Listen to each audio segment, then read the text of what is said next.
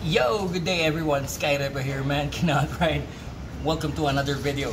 Now, gusto ko muna magpasalamat dun sa lahat ng nanood ng video na ginawa ko tungkol dun sa covering your front brake lever.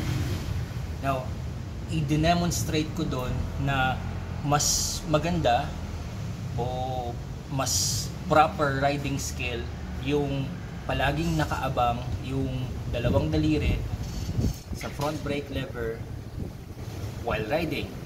Okay, yun nga lang, marami akong natanggap na reaction and comments sinasabi na delikado daw ito. Okay, at sabi daw nila hindi daw ito pwede sa mga baguhan. Dapat daw sa mga baguhan 4 finger braking, at dapat daw nakabitaw sa lever, at pag magbe-brakes daw saka lang aabutin yung brake lever. Okay, so i-breakdown natin i-breakdown natin ngayon sa video na to kung ano ba talaga. Okay,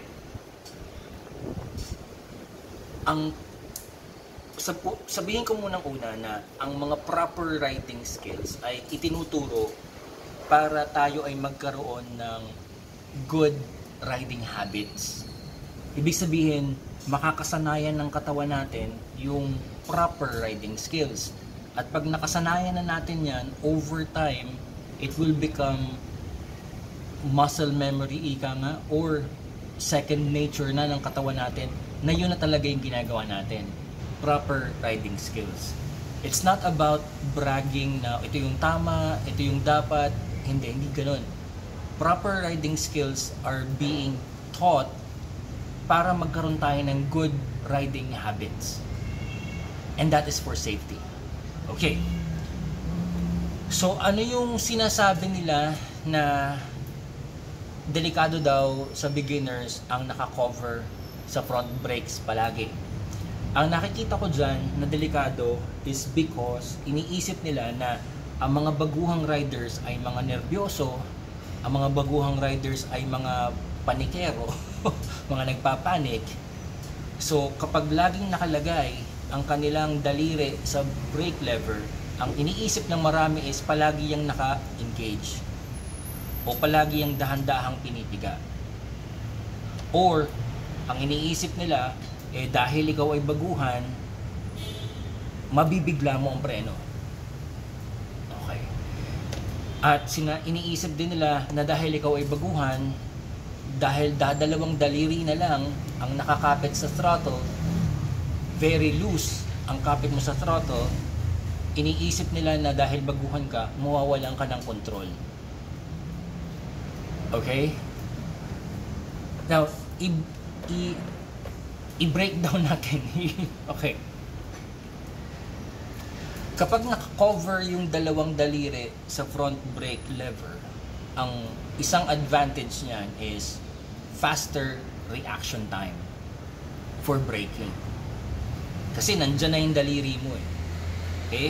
Halimbawa tayo ay naka half throttle. Pag kinakailangan kong mamreno bigla, i-release ko lang yung throttle, nandoon na yung daliri ko. Tingnan nyo. Pag simula ko ng release ng throttle, gumagapang na yung daliri ko. Nandiyan na siya. Pwede na akong mag-engage ng preno. Kumpara sa ako ay naka half throttle, pag binitawan ko yung throttle, iaangat ko pa yung daliri ko, saka ako dadalhin sa lever, saka ako pipigain yung brake lever. Okay. Ang isa pang advantage ng naka-cover ang dalawang daliri sa front brake lever, masisigurado natin na ang ating brake pressure ay hindi pa bigla-bigla at hindi pa bugso-bugso. Kasi ang dalawang daliri na to ay hindi hamak na mas templado ang pressure kaysa sa 4 na daliri na bigla ang piga. Yung biglang piga ng 4 na daliri, delikado yan. Or kahit na medyo banayad, yung puwersa ng 4 na daliri ay sobra-sobra pa rin yan kaysa sa timpladong galawan ng dalawang daliri lang. Mas masarap ang dalawang daliri kaysa sa apat. Masyado na tong masakit. Anyway. So, kontrolado yung puwersa ng dalawang daliri. Yun ang isa pa sa advantage nito. Another advantage is, dahil naka-cover yung dalawang daliri sa front brake lever, dadalawang daliri na lang yung nakabalot sa throttle kasama yung hinlalaki. Now you have loose grip on the bar. You have gentle grip on the bar. That is actually a good riding skill. That is a proper riding skill na itinuturo ng napakaraming mga motorcycle instructors kahit na ng mga advanced riders. You have to be gentle on the bars. Kapag lahat ng daliri natin ay nakabalot sa throttle at ikaw ay baguhan, kadalasan yan nagte-tense ang kamay. Nagfe-flex. Parang nagpa-bodybuilding yan. Yan tinatawag na death grip. Pero kapag naka-cover yung dalawang daliri sa front brakes, nadidistribute yung tension na yan. Nalulusan up yung arms, nalulusan up yung grip. And believe me, this is a proper riding skill. You have better control with this kind of grip. Okay. Now, i-advance natin ng konting discussion. It does not really matter kung naka-cover ka o hindi. It doesn't. It does not. What matters most is yung braking skill. Yung braking technique. Kung naka-cover ka sa front brakes, pero ikaw naman yung tipong grabbing the brakes, mali yun. Kung ikaw yung tipong hindi ka naka-cover sa front brakes, pero pagdating mo sa preno ay you grab the brake, mali rin yun. Parehong mali yun. What if naka-cover ka sa front brakes, half throttle, and then you squeeze the brakes? Yan yung proper riding skill. What if ikaw ay hindi naka-cover sa front brake lever, half throttle, tapos ngayon kailangan mo mamreno, squeeze the brakes? Parehong tama yun.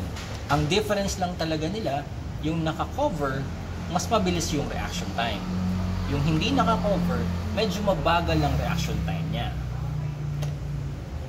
Pero, kung yung hindi naka-cover, ay kaya niyang i-train yung mga daliri niya to be faster on the brakes, di ba? To be faster, firm, and squeezing the brakes. Squeeze the brakes. Makikita nyo yun madalas sa mga nangangarera, sa mga professional riders. Sila yung mga full wide open throttle, tapos pag angat nila ng kamay nila, full pressure, 100% on the bar, pero they squeeze the brakes. Hindi sila yung tipong mga grab. Hindi. Sila yung mga tipong very firm, very quick, pero they are very gentle. Diba? Parang ang hirap paniwalaan na firm and gentle. Full, naka wide open throttle tayo. Wide open throttle, squeeze the brakes. Hindi ko siya ginrab. Squeeze the brakes. Okay? Pero mabilis siya. Right? Ngayon, yung ganyang klaseng advanced riding skill or professional riding skill, hindi naman natin yan kakailanganin on the streets, di ba? Hindi naman madalas, di ba? Kasi if we are not going too fast, we don't need to stop really fast. Or kung inaayos natin yung stopping distance natin, yung allowance natin, yung buffer zone natin, we don't really need to do emergency braking, right? Kung matino tayong rider, we don't need to grab or stab the brakes to stop really fast. Dahil hindi natin ilalagay yung mga sarili natin sa mga alanganing sitwasyon na kinakailangan pa natin mag-emergency braking. Okay. Now, one last thing. Bakit ako naka-gloves? Gumagawa lang naman ako ng vlog. Here's the thing. Maraming hindi nakakaintindi dito. Ibang-iba yung pakiramdam kung ikaw ay magpa-practice ng riding, ng proper riding skills, ng naka-proper gear versus walang gear. ibang-iba ang pakiramdam ng bare hands kesa sa naka-gloves. At dahil ang gloves ay isa sa tatlong essential riding gears, ibig sabihin ng essential, hindi pwedeng wala. I recommend that you practice your braking skills always with gloves on, para masasana yung inyong kamay ng pakiramdam na gamit nyo yung gloves na ginagamit nyo mismo for your ride. Ibang-iba ang pakiramdam kapag ito ay wala. Tapos masasanay kayo ng bare, ibang-iba. Not unless talagang napakagaling nyo at professional rider kayo na it doesn't matter kahit wala kayong kamay, kaya nyong mamreno. So, okay. So, bago natin tapusin yung video, bigyan ko lang kayo ng tips. What you can do at home to practice your skills. Hindi nyo kailangan actually mag-ride. Pag ganitong bagyo ng bagyo, tapos nandito lang sa garahe, you can actually practice your skills. Okay, for front brakes, ito yung sa mga simple. Kapag medyo tahimik at maririnig nyo, you can actually hear yung click, yung brake switch. Yun. Yun. Yun. Yun. Okay? Yung click ng brake switch na yun, pigain nyo lang ng pag-iin ng ganun. Yun. Alamin nyo na kung nasaan. Yan. Pag na-reach nyo na, bitaw. Bitaw. Bitaw. Bitaw. Bitaw. Bitaw. Yung brake light switch na yun, pag nag-on yun, most probably you are using 1 to 3% of braking pressure, or maybe less than 5%, and that's more than enough. Actually, yung technique na yan, ginagamit yan for trail braking. But anyway, simpleng ano lang to, simpleng exercise lang to na pwede nyo gawin kahit kasi, eto, habang nag-vlog ako, di ba? Oh, I can practice it.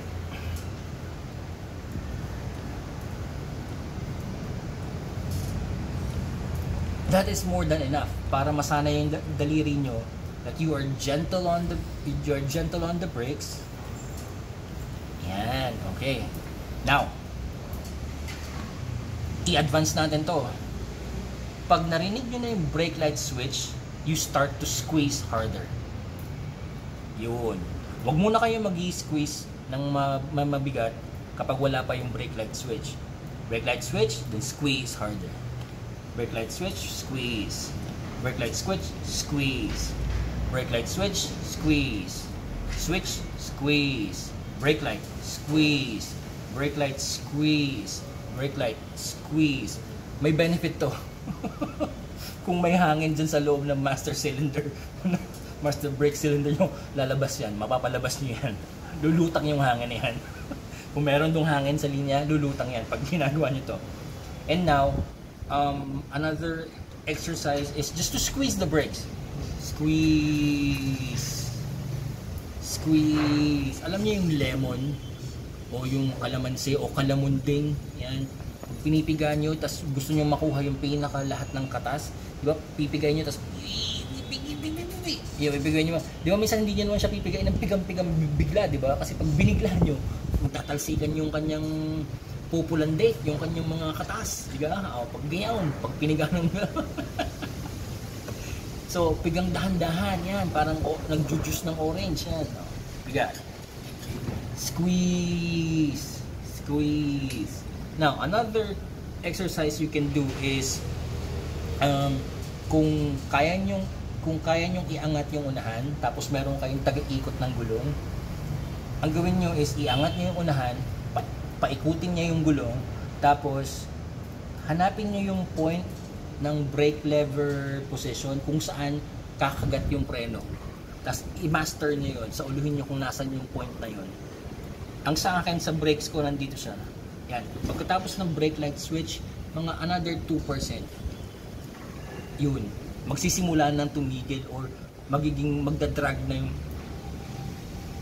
yung brakes kapag pinapaikot siya. So, kailangan may taga-ikot kayo.